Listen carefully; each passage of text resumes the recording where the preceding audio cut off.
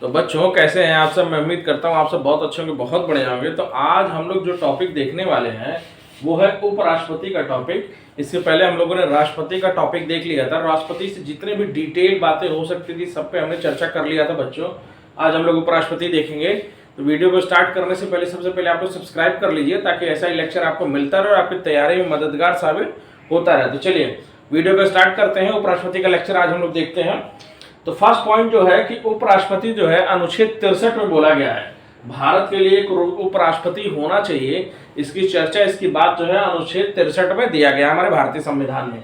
ठीक है, second point देखते हैं। एक एक बातों को सुनते रहिएगा क्योंकि इससे जो है क्वेश्चन बनता ही बनता है किसी भी एग्जाम में। सेकंड पॉइंट है अमेरिका के संविधान से इसको लिया गया है, यानी उपराष्ट्रपति का जो हमारा पद है उसको अमेरिका के संविधान से लिया गया है। ठीक है बच्चों, इसके बाद नेक्स्ट पॉइंट देखते हैं कि भारत का उपराष्ट्रपति राज्यसभा का पदान सभापति होता है। ठीक है ना, जो पदेन सभापति होता है राज्यसभा का, यानी उपराष्ट्रपति के पद पे बैठते ही वो राज्यसभा का पदेन सभापति हो जाता है। इसकी बात कही गई है अनुच्छेद 64 के तहत। ठीक है ना, इसको ध्यान दीजिएगा। अनुच्छेद 63 भारत का राष्ट्रपति होना चाहिए, 64 जो है पदेन सभापति होता है राज्यसभा का। ठीक है ना, चलिए आइए नेक्स्ट पॉइंट देखते हैं कि उपराष्ट्रपति राज्यसभा का सदस्य नहीं होता है। ठीक है ना, इसको ध्यान दीजिएगा। राज्यसभा का सदस्य जो है वो उपराष्ट्रपति नहीं होता है, अतः इसे मतदान का भी अधिकार नहीं होता। ये अक्सर स्टेटमेंट बेस्ड क्वेश्चन में आपसे पूछा जा सकता है।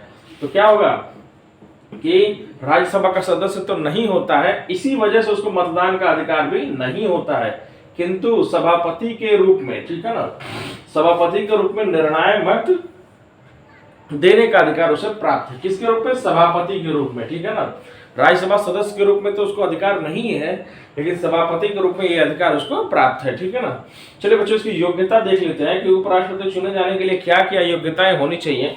तो फर्स्ट पॉइंट है वो कि भारत का नागरिक होना चाहिए। ठीक है ना, वह जो है भारत का नागरिक होना चाहिए। सेकंड पॉइंट है कि उसकी आयु जो है 35 वर्ष की आयु पूरी कर चुका हो। ठीक है ना, उसकी जो आयु है वो 35 वर्ष की आयु पूरी कर चुका होना चाहिए।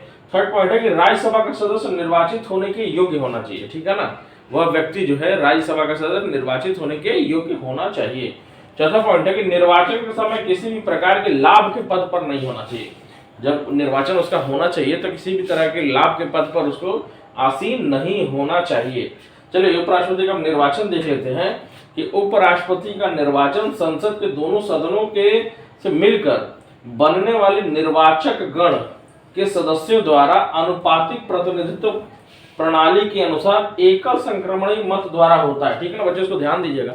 अक्सर एग्जाम में पूछ देता है कि किस प्रकार से होता है, तो अनुपातिक प्रणाली द्वारा एकल संक्रमणी मत द्वारा उपराष्ट्रपति का चुनाव जो है वो संपन्न होता है। इसी प्रकार उपराष्ट्रपति भारत में चुना जाता है। चलिए अब इसे शपथ की बात कर लेते हैं कि उपराष्ट्रपति को राष्ट्रपति अथवा उसके द्वारा नियुक्त किसी व्यक्ति के समक्ष शपथ लेनी होती है। उसको या तो उपराष्ट्रपति दिलाते हैं या राष्ट्रपति द्वारा कोई भी व्यक्ति जिसको नियुक्त किया गया हो, जो राष्ट्रपति ने नियुक्त किया हो, वह व्यक्ति जो है उपराष्ट्रपति को क्या करेगा? शपथ दिलाता है। ठीक है ना, चलिए उपराष्ट्रपति की पदावधि देख लेते हैं कि उसकी पदावधि कितनी होती है।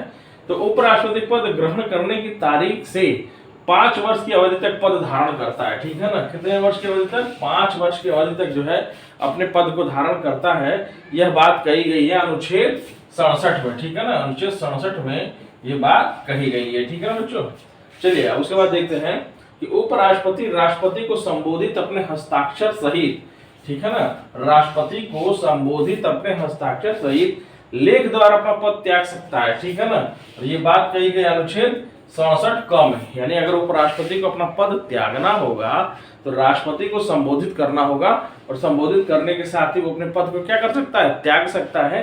इसकी बात जो है अनुच्छेद 67 क में बोली गई है। ठीक है ना, इसको ध्यान दीजिएगा, अनुच्छेद स्पेशली ध्यान दीजिएगा। ठीक है ना, चलिए नेक्स्ट देखते हैं कि उपराष्ट्रपति को हटाने की जो शुरुआत है वो राज्यसभा से होती है। इसकी बात किसमें कही है? अनुच्छेद 67 ख में। ठीक है ना, अनुच्छेद 67 ख में यह बात जो है वो कही गई है कि राज्यसभा अगर ऐसा समझे कि उपराष्ट्रपति को हटाने की जरूरत है तो वो इसकी शुरुआत जो है राज्यसभा से कर सकती है। ठीक है ना, चलिए नेक्स्ट पॉइंट देखते हैं कि उपराष्ट्रपति अपने पद की अवधि समाप्त हो जाने पर भी तब तक पद पर धारण करता रहेगा जब तक उसका उत्तराधिकारी अपना पद धारण नहीं कर लेता है। ठीक है ना, वो तब तक अपने पद पर बना रहता है जब तक नेक्स्ट जो है उपराष्ट्रपति नहीं आ जाते हैं, तब तक वो अपने पोस्ट पे बना रहता है। ठीक है ना, यह बात बोली गई है अनुच्छेद 67 ग में। ठीक है ना, अनुच्छेद 67 ग, स्पेशली उपराष्ट्रपति से रिलेटेड अगर कोई अनुच्छेद है तो 67 है, 67 का 67 ख और 67 ग, याद दीजिएगा। चलिए नेक्स्ट पॉइंट देखते हैं, बड़ा इंपॉर्टेंट पॉइंट है ये,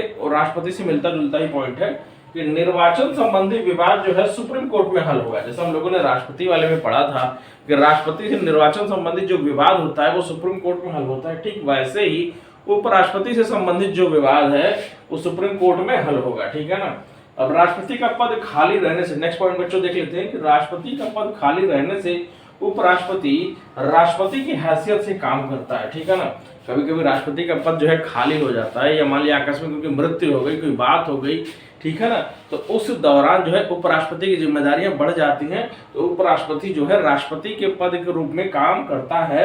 यह बात बोली गई है अनुच्छेद 65 के लिए। ठीक है ना, अनुच्छेद 65 के तहत तो जब उस उपराष्ट्रपति के पद के तहत काम करता है तो जो भी सुविधाएं उसमें राष्ट्रपति को मिलनी चाहिए वो सारी की सारी सुविधाएं जो उपराष्ट्रपति को मिलती हैं। ठीक है ना, तो बच्चे ये सारा उपराष्ट्रपति से रिलेटेड टॉपिक होगा, इसको ध्यान दीजिएगा। स्पेशली जो शुरुआत के 4-5 पॉइंट है अनुच्छेद 63 64 के तहत, ठीक है ना, मतदान योग्यता, उम्र कितनी होनी चाहिए, निर्वाचन की प्रक्रिया क्या है, ठीक है ना, शपथ कौन दिलाता है, एक एक लाइन से क्वेश्चन बनता है और उन्हीं लाइन को मैंने इंपॉर्टेंट उन लाइन को ही मैंने लिया हुआ है। ठीक है ना, तो चलिए बच्चों आज का वीडियो यही समाप्त होता है और जाने से पहले चैनल को सब्सक्राइब करिए, लाइक करिए, शेयर करिए और हमारे चैनल के साथ जुड़िए। चलिए वीडियो देखने के लिए बहुत बहुत धन्यवाद। इसी के साथ नमस्कार।